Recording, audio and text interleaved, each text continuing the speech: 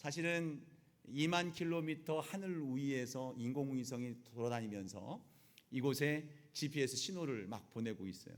이건 송신탑에서 라디오, 텔레비전 그러한 신호들을, 그 전파들을 계속해서 보내주고 있습니다. 주변 기지국에서 휴대폰과 끊임없이 신호를 주고받고 있고, 와이파이, 블루투스, 또 우리 교회 방송 시스템 통해서 무선 마이크들이 신호, 주파수가 계속 오가고 있는 이 공간에 그런 신호와 주파수와 이러한 것들이, 전파들이 이곳에 우리 보이지 않지만 가득 채워져 있는데, 최소 이곳에 흐르고 있는 전파의 개수를 따진다면 뭐 정확하게 얘기할 수는 없습니다만 대략 한 100개 이상은 되지 않겠나라고 그렇게 추정들을 하고 있습니다. 그 전파 하나하나 여러분 보이지는 않지만, 느껴지진 않지만, 들리진 않지만 그 전파가 갖고 있는 정보가 있습니다. 그 전파, 그 주파수가 갖고 있는 소리가 있고 영상이 있는 거예요.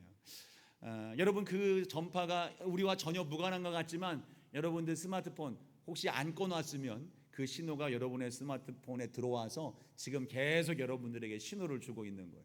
만약에 여러분들이 그것을 꺼내서 스마트폰을 켜고 그리고 어플을 누른다면 그를 통해서 소리가 들려오고 영상이 보여지고 수많은 정보들을 우리는 습득할 수가 있는 상황이 일게 됩니다. 우리는 그러나 그러한 것들 가운데서 지금 단 하나도 우리의 육신의 눈으로, 육신의 귀로 듣거나 볼 수 있는 것은 아무것도 없는 상황을 보게 됩니다. 다만 말씀드렸던 것처럼 이 가운데 우리가 라디오를 켜고 주파수를 맞추거나 여러분의 스마트폰을 켜서 그에 맞는 신호들을 받아들일 때에, 그때에 그 신호가 담고 있는 수많은 정보들을 우리는 받아 누릴 수가 있게 되는 거예요. 채널을 맞춘다는 것, 그것은 우리가 그 신호에 관심을 두게 된다는 것입니다. 관심이 없다면 애초에 이 전파나 신호를 잡을 이유도 없겠죠. 관심을 갖고 채널을 맞춘다면 그 신호가 갖고 있는 수많은 정보가 우리의 것이 될 수가 있습니다. 우리 영적인 면도 다르지 않습니다. 성령님께서는 저와 여러분과 함께하고 계십니다. 이곳에 성령께서는 임하여 계셔서 우리의 예배를 받고 계시는 겁니다. 다만 문제는 우리가 얼마만큼 그분께 관심을 갖고 있고 그분께 우리의 영적 채널을 맞추고 있느냐에 따라서 성령님이 우리에게 주시는 정보, 성령님이 우리에게 주시는 능력, 이러한 것들의 유무가 결정이 된다는 겁니다. A.W. 토저라고 하는 분이 이것이 성령님이다라고 하는 책을 썼습니다. 그 책 가운데 이런 표현이 있어요. 만일 초대교회에서 성령을 거두어 가셨다면 그들이 하던 일의 90%가 중단되었을 것이다. 하지만 오늘날 교회에서 성령을 거두어 가신다 한다면 우리가 하는 일의 90%는 아무 일도 없었다는 듯이 계속될 것이고 아무도 그 차이를 알지 못할 것이다. 이 말은 무엇을 의미합니까?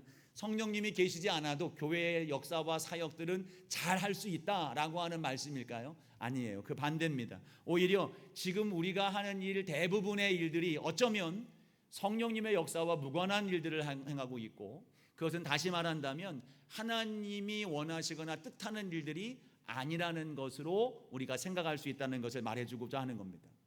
그 비근한 예로 그 책에서는 삼손을 예로 듭니다. 삼손은 하나님의 사역을 했지만 여러분 우리가 잘 알고 있는 것처럼 하나님의 뜻과 인도하심을 따라서 나아가 그 사역을 감당한 것이라기보다는 자기 정욕을 따라서 행한 것들이 거의 대부분의 모습이었습니다. 심지어 삼손은 드릴라의 꾀임에 빠져서 자기의 머리카락이 잘려나가는 순간 성령님이 떠났다는 사실을 알지조차도 못하고 있는 상황에 이르게 돼요. 그래서 사사기 16장 20절 말씀에 이렇게 증언을 합니다. 중간 부분에 보면 삼손이 잠을 깨며 이르기를 내가 전과 같이 나아가서 몸을 떨치리라 하였으나 여호와께서 이미 자기를 떠나신 줄을 깨닫지 못하였더라. 여호와께서, 하나님의 영이 삼손을 떠났음에도 불구하고 삼손은 그것을 알지 못한 채 이전처럼 똑같이 할 수 있을 줄 알고 그렇게 행동했다는 것을 말하고 있는 겁니다. 여러분, 우리가 성령님과 관계없는 삶을 산다는 것, 이것은 성령님을 모르기 때문에 일어나는 일들이 아닙니다. 그리고 아무 일도 하지 않기 때문에 성령님과 상관없는 삶을 산다는 것을 의미하고 있는 말씀이 아닌 거예요. 삼손처럼 여전히 우리는 무엇인가 열심히 하고 있을 수 있습니다.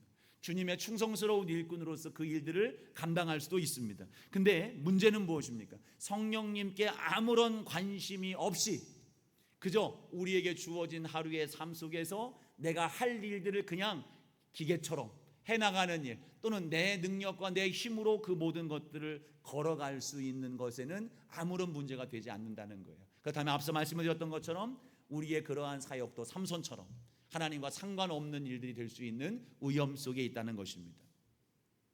예수님께서 부활하신 뒤에 40일 동안 제자들과 함께 하셨어요. 그리고는 승천하시면서 제자들에게 예루살렘을 떠나지 말고 성령을 기다리라고 말씀하셨습니다.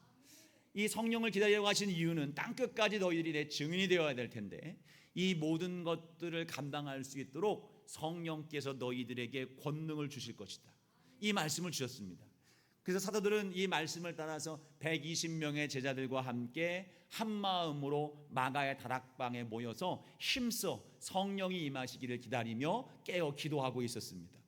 이렇게 기도하면서 대략 열흘 정도의 시간이 지났을 때에 절기적으로 보면 오순절날 약속하신 성령께서 그들이 힘써 기도하던 마가 다락방 그 한가운데로 임하여 주셨어요.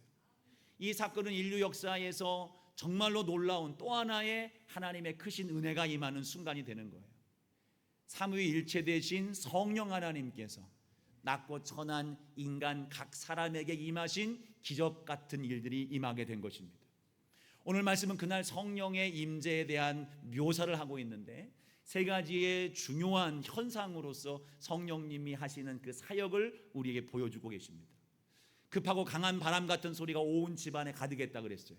3절 말씀을 보면 불같은 형상이 각 사람 위에 임했다고 말씀하고 있습니다. 그리고 성령이 임한 뒤에 제자들의 언어가 바뀌어서 그들에게 방언의 일들이 일어나기 시작했다라고 말씀하고 있습니다. 이 세 가지 현상은 성령님이 우리 가운데 임하셨음으로 말미암아 나타나는 대표적인 특징들이에요. 성령님이 임하셔서 우리 가운데 행하시는 그 역사를 이 세 가지의 현상으로 상징적으로 보여주고 계시는 것입니다. 그러므로 성령님이 임하시면 초대 마가다락방에 임하였던 이 성령님이 상징하고 있는 이와 같은 현상이 저와 여러분 가운데 임하게 되는 거예요. 그리고 복음이 증거되는 곳마다 성령이 임하는 그 현장마다 이와 같은 역사가 일어나게 될 줄로 믿습니다. 성령의 임재가 임함으로 말미암아 나타나는 그 은혜로운 역사가 어떤 역사일까요? 먼저는 성령이 임하시는 그곳에는 생명과 회복이 있다는 겁니다. 생명이 임하고 회복되는 역사가 임하게 되는 거예요. 2절 말씀을 보면 이렇게 말씀을 합니다. 호련히 하늘로부터 급하고 강한 바람 같은 소리가 있어 그들이 앉은 온 집에 가득하였다. 환청이 아닙니다. 이것은 하나님의 호흡인 거예요. 그 소리를 들은 겁니다. 창세기에서 하나님이 사람을 흙으로 지으신 뒤에 어떤 일을 행하십니까? 그 코에 생기를 불어 넣으셨다 그랬어요. 그랬더니 사람이 생명이 되었다. 하나님의 바람이 그 흙에 들어가니 그 존재가 살아있는 존재가 되는 거예요. 영적인 존재가 되는 겁니다. 하나님의 바람은 생명이 임하는 역사고 그 흙이 사람이 되어지는 역사, 그러한 호흡이 되는 것입니다. 이것을 에스겔서 37장 말씀에 보면 생기라는 표현을 썼어요. 생기. 하나님은 에스겔에게 골짜기에 가득 죽어있는 마른 뼈들을 보게 하십니다. 그곳에는 생명도 전혀 없고 어떠한 가능성과 소망도 없는 상태예요. 그리고는 에스겔에게 골짜기의 마른 뼈들을 향해서 외치라고 명하십니다. 생기야, 저 뼈 속에 들어가라.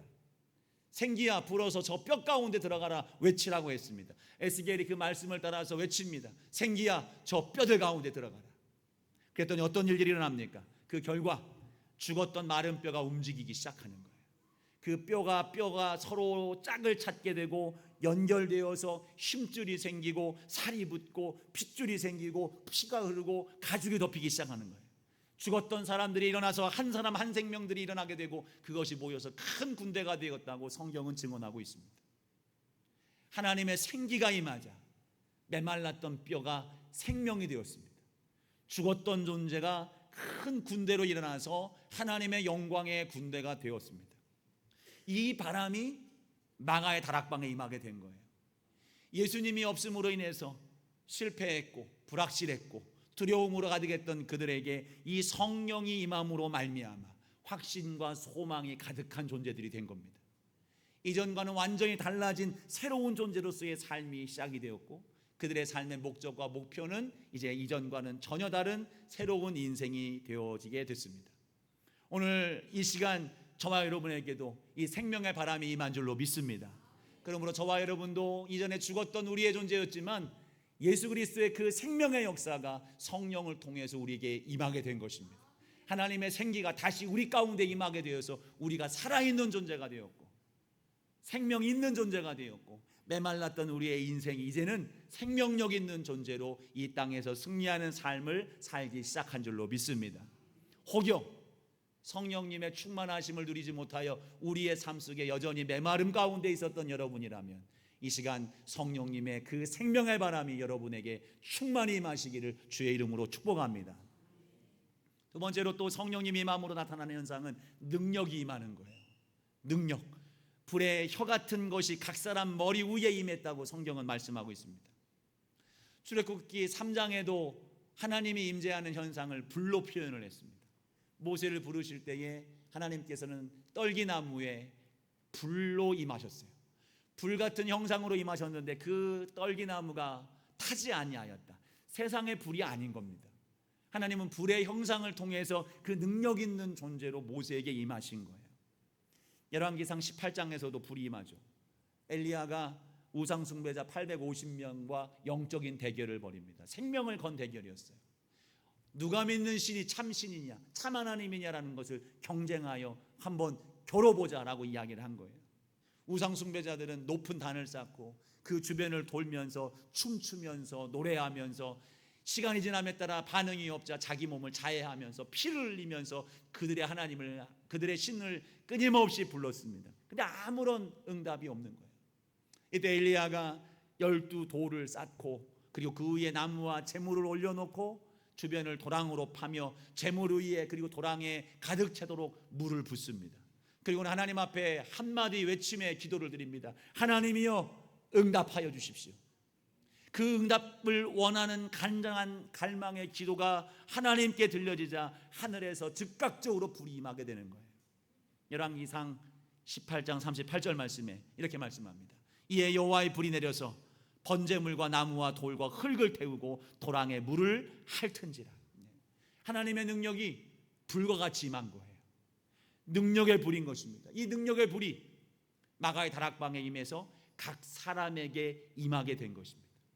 예수님이 약속하신 그 말씀처럼 성령이 임하셔서 그들이 하나님의 그 예수님의 그 명령과 약속을 감당할 수 있는 능력으로 그들에게 임하여 주신 겁니다.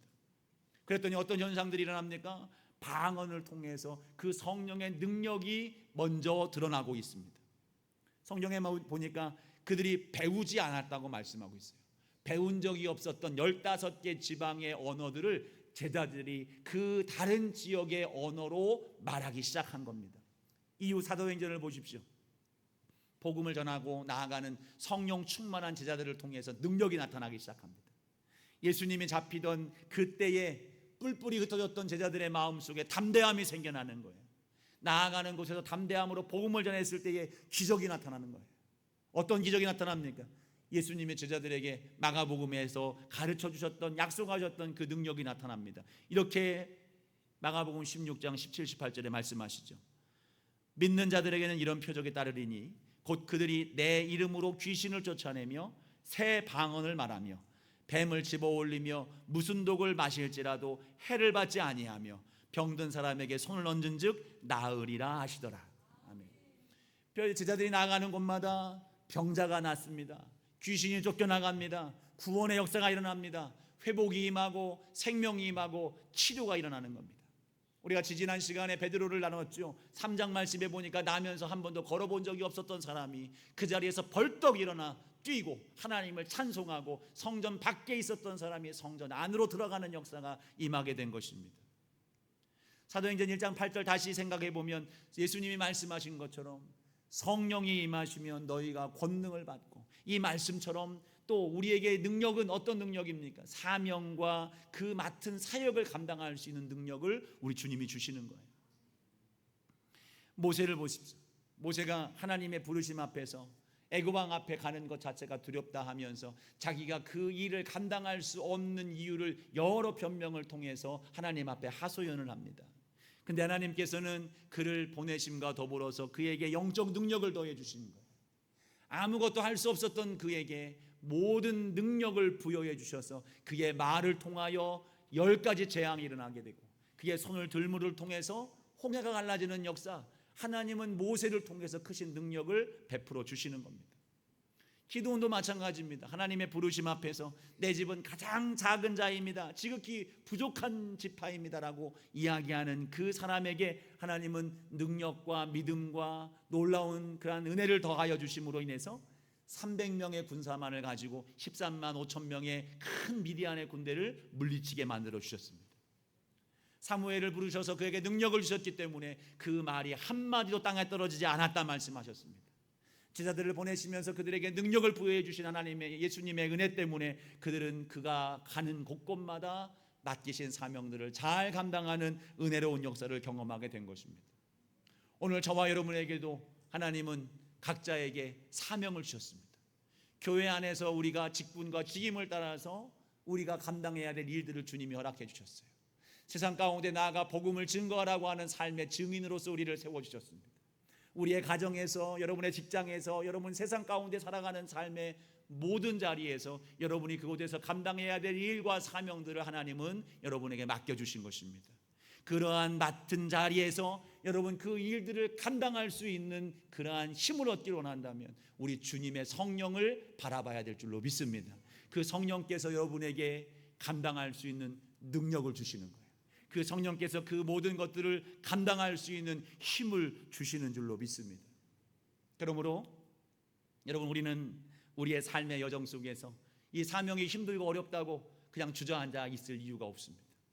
내 삶이 곤고하다고 해서 그냥 주저앉아서 포기할 듯 그러한 모습으로 서 있을 이유가 전혀 없는 거예요. 우리의 능력으로 임하시는 성령님을 바라보시고 성령님을 의지하시고 성령님이 주시는 능력을 사모하시면서 우리에게 맡기신 삶의 자리를 힘써 걸어갈 수 있는 저와 여러분 모두가 되기를 소망합니다. 그러할 때 주께서는 여러분의 그 손을 통해서, 여러분의 그 언어를 통해서, 여러분의 삶의 모든 걸음걸음을 통해서 막힌 담을 무너뜨려 주실 것이고, 여러분 앞에 놓여있는 산을 거두어 주실 것이며, 풍랑을 잠잠케 하시는 은혜로 하나님은 역사해 주실 줄로 믿습니다. 여러분 모두에게 이 성령의 뜨거운 역사, 능력이, 그 생명력이 충만히 임하기를 주님 이름으로 축원합니다. 근데 이 성령의 능력이 여러분 우리의 삶 속에 넘치도록 있어야 되는데, 여러분 분명히 기억해야 될 것이 있습니다. 이 성령의 능력, 이 성령의 생명과 회복과 치유의 은혜, 이것이 우리 가운데 임하기 위해서 매우 중요하게 행해야 될 중요한 과정이 있는데, 바로 그것은 하나님의 통치 아래에 있어야 된다는 사실입니다. 하나님의 통치 아래에 있는 것, 말씀을 보니까 오늘 성령이 임하신 것은 각 사람에게 임했다 그랬습니다. 그리고 그 사람에게 임한 성령님으로 그들은 충만하게 되었다고 말씀하고 있어요.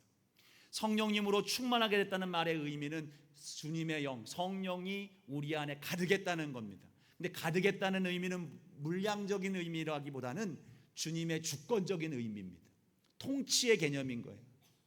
하나님을 간절히 기다렸던 백성들에게 주님이 임하셔서 그들을 다스리기 시작했다는 거예요. 그들의 인생을 주도하시기 시작했다는 것, 하나님의 통치가 그들에게 새롭게 시작됐다는 것을 의미하는 말씀인 거예요. 창세기 6장 3절에 보면 인간이 죄로 인해서 하나님을 떠난 뒤에 하나님을 떠난 백성들에게 심판을 말씀하시면서 하신 표현이 이렇게 표현하셨습니다. 창세기 6장 3절입니다. 나의 영이 영원히 사람과 함께하지 아니하리니 이는 그들이 육신이 됨이라. 나의 영, 즉 성령이죠. 나의 영이 그들과 영원히 함께하지 않겠다. 함께하지 않다라고 할 때 함께한다는 이 표현은 히브리어 야돈이라는 표현입니다. 이 야돈이라는 말은 다투다 또는 변론한다라고 하는 의미를 갖기도 하는 그러한 말에서 파생이 됐습니다. 하나님이 더 이상 사람과 다투지도 않겠다는 겁니다. 변론하지도 않겠다는 겁니다. 함께하지도 않겠다는 거예요. 다시 말하면 더 이상 너희들과는 상관없는 존재가 된다. 너희들과 관계없는 존재가 되겠다는 거예요. 이것은 통치를 더 이상 하지 않겠다. 더 이상 너희들과 상관없는 존재가 되겠다라고 하는 그러한 선언이 되는 겁니다. 근데 그 선언하셨던 하나님의 영이 오늘 지금 다시 각 사람에게 임하신 거예요. 함께하지 않겠다고 하셨며 떠났던 영이 지금 그 하나님의 영이 한 사람 한 사람 제자들에게 임하게 된 겁니다. 너희들에게 다투지 않겠다, 너희들과 다시는 재판하지 않겠다 하셨던 하나님의 영이 육신인 사람에게 임하셔서 그 생각과 마음과 중심을 다스리기 시작하신 겁니다. 다시 관계를 회복해 주셨고 하나님의 통치 아래 거하도록 우리의 삶을 다시 하나님 안으로 끌어오신 것입니다. 바로 이 상태가 성령의 충만하심의 상태입니다. 더 이상 내 생각이 앞서지 않아요. 내 뜻을 주장하지 않습니다. 하나님의 감동과 감화가 나를 가득 주관하기 시작하고 그 인도하심 앞에 내 삶을 맡기려 드리는 그 상태, 바로 그 상태가 성령 충만한 상태가 되는 거예요. 가만히 생각해보면 저는 어렸을 때 그런 생각을 해봤어요. 성령 충만하면 그럼 꼭두각시가 되는 건가? 내 개성은 다 사라져 버리는 건가? 라고 생각할 수 있습니다. 근데 그것이 아니죠. 주님이 우리를 충만하게 하고 주님의 뜻대로 인도한다는 것은 그리스도의 생각과 마음으로 가득하다는 거예요. 우리의 창조받았을 때를 성경은 우리에게 뭐라고 말씀합니까? 하나님의 형상을 따라 만들었다. 하나님의 형상을 따른다는 것은 하나님의 마음, 하나님의 생각, 하나님의 능력, 하나님이 가진 모든 성품과 우리의 성품이 같다라고 얘기하는 거예요. 그것이 우리의 마음이고 우리의 생각이고 우리의 삶의 양식이었던 거예요. 그래서 하나님은 다시 성령님의 충만함으로 말미암아 그 처음 지어졌던 우리의 상태로 다시 회복시켜 주시는 거예요. 사람을 만드시고 그에 생기를 부으시고 그 형상을 따라 만든 초대 처음 에덴 동산에서의 사람에게 하나님이 명하신 축복이 있었죠. 이 세상의 모든 것을 다스리고 정복해라. 이것이 우리에게 주신 축복이에요. 우리가 죄를 지음으로 말미암아 다스리고 정복하는 것들이 깨어져 버린 그 우리의 존재를 다시 회복시켜 주심으로 말미암아 다스리고 정복할 수 있는 능력도, 그를 감당할 수 있는 힘도 우리 주님께로부터 말미암아 공급받기 시작하는 것입니다. 우리가 천국을 고백할 때에 천국은 공간을 넘어서서 하나님의 현존이 있는 곳이 천국이라고 고백을 합니다. 그래서 하나님이 다스리는 곳, 그것이 천국이기에 하나님의 영원하심과 하나님의 능력과 하나님의 평강과 그 은혜가 우리의 삶에 가득한 그곳이 천국이라고 하는 고백을 드리게 되죠. 그렇다면 성령님의 지배를 받는 마가의 다락방은 바로 천국의 상태가 되는 거예요. 성령님이 임하셔서 하나님이 그를 다스리는 존재가 되어졌기에 그곳은 하나님이 다스리시는 천국이 된 곳입니다. 마찬가지로 오늘 저와 여러분에게 임하신 성령님이 충만하셔서 하나님의 뜻이 우리의 삶 속에 경험되고 그 뜻대로 살아가는 삶의 현장이 된다면 여러분은 하나님의 통치를 받는 천국을 지금 살고 있는 줄로 믿습니다. 죄인됨으로 단절되었던 하나님과의 관계가 예수 그리스도의 십자가와 부활을 통해서 다시 회복되었고 그 결과 성령님이 우리 가운데 임하여서 하나님과 새로운 관계가 회복되어 하나님의 다스림을 받는 그 상태, 이것이 구원이 되는 거예요. 돌려 말하면 구원받은 우리는 성령님의 임재와 다스림을 통해서 하나님의 통치를 받고 살아가는 그 삶이 당연한 우리의 삶의 모습이 되어야 됨을 말씀하고 있습니다. 그렇다면 하나님이 다스리는 그 현장, 천국이라고 표현한 그 현장은 어떠한 현장이 될까요? 우리의 인격이 바뀌어지기 시작하는 거예요. 성령이 임하신 곳에 방언이 터져 나왔습니다. 가장 먼저 방언이 나왔다는 것은 매우 중요한 의미를 우리에게 말씀해 주고 있습니다. 이것은 내 자신의 임의대로 하고 싶은 말을 하던 그 존재로부터 주님의 뜻을 따르는 존재로서의 변화를 말하고 있는 거예요. 하나님의 영이 내 언어를 주관하기 시작하는 거예요. 4절 말씀을 보면 그들이 다 성령의 충만함을 받고 성령이 말하게 하심을 따라 방언을 말했다. 내 임의로 말한 게 아닙니다. 성령님이 말하게 하심을 따라서 말하기 시작했다는 것을 말하는 겁니다. 성령 충만하게 되어지면 여러분 우리의 언어부터 바뀌게 되는 것입니다. 왜냐하면 내 중심의 원천이 주님의 마음과 뜻으로 가득하게 되어지니 내 마음으로부터 주님의 언어가 나오기 시작하는 거예요. 주님의 표정이 나오기 시작하는 겁니다. 주님의 행동, 주님의 기뻐하시는 행동이 우리의 삶 속에서 성령으로부터 말미암아 드러나기 시작하게 되는 것입니다.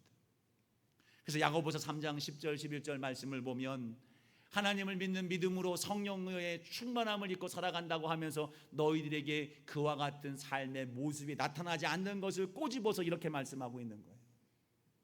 한 입에서 찬송과 저주가 나오는도다. 내 형제들아 이것이 마땅하지 아니하니라. 샘이 한 구멍으로 어찌 단물과 쓴물을 내겠느냐. 여러분 안에 계신 성령님이 여러분을 변화시켜 주시는 줄로 믿습니다. 성령님이 여러분 가운데 임하셔서 여러분의 생각과 마음과 뜻과 모든 삶의 중심 그 인격을 바꾸어 내심으로 말미암아 여러분으로부터 나오는 모든 언어와 행동과 그 모든 표정이 그리스도 예수를 닮은 아름다운 모습으로 나타나게 될 줄로 믿습니다. 그 더 나아가서 일치와 화평이 일어나게 돼요. 이 방언은 지금 우리가 알고 있는, 우리가 하고 있는 방언과는 조금 다릅니다. 본문의 방언은 앞서 말씀을 드렸던 것처럼 여러 가지 구체적인 언어를 가진 실제적 언어, 외국어를 하고 있는 거예요. 그래서 절기를 지키러 온 세계의 수많은 유대인들이 나와서 이 방언하는 소리를 듣고 어찌 이 사람들은 배운 적도 없는데 15개의 지역을 언급하면서 우리가 나면서 자라면서 배워왔던 그 언어를 이 사람들이 하게 되어지느냐, 이 놀라움으로 바라보게 되는 겁니다. 근데 이 언어가 왜 달라졌습니까? 창세기 11장에 그 기원이 있죠. 사람들이 교만해져서 바벨탑을 쌓습니다. 그 위로 올라가서 우리가 하나님처럼 될 수 있다, 하나님 앞에 우리의 이름을 내자라고 하면서 교만함으로 탑을 쌓아 올릴 때에 하나님이 그 쌓아놓은 탑을 무너뜨립니다. 그리고 그들에게 각기 다른 언어를 주시고 그들의 삶의 자리를 다 흩어놓으셔서 각자의 지역에서 살게 만들어 놓으시는 거예요. 이후 사람들의 모습을 보면 처음 죄를 지었던 인류의 모습처럼 끊임없이 다투고 분쟁하며 시기하고 싸우고 불통한 삶을 살게 되는 겁니다. 그런데 성령의 임하심으로 인해서 이 달랐던 언어가 성령 안에서 통일이 되어지는 거예요. 다시 언어가 통일되는 건 아니었습니다만 불통했던 상황이 소통이 되는 역사가 일어나게 되는 거예요. 수많은 사람들이 하나님의 증언하는 말을 알지 못하는 상황 속에서 나왔지만 이들의 방언을 통해서 그들 모두에게 하나님의 역사가 소통이 되어지고 그러한 은혜가 임하게 되는 역사를 경험하게 되는 것입니다. 그로 인해서 화목이 일어나게 되는 겁니다. 그로 인해서 그곳에 소통이 일어남으로 화평이 되어지고 일치가 되어지는 역사가 그 성령이 임한 현장 속에 일어나게 된 줄로 믿습니다. 성령님의 다스림을 받으면 여러분, 저와 여러분의 삶 속에 소통이 일어나게 되는 줄로 믿습니다.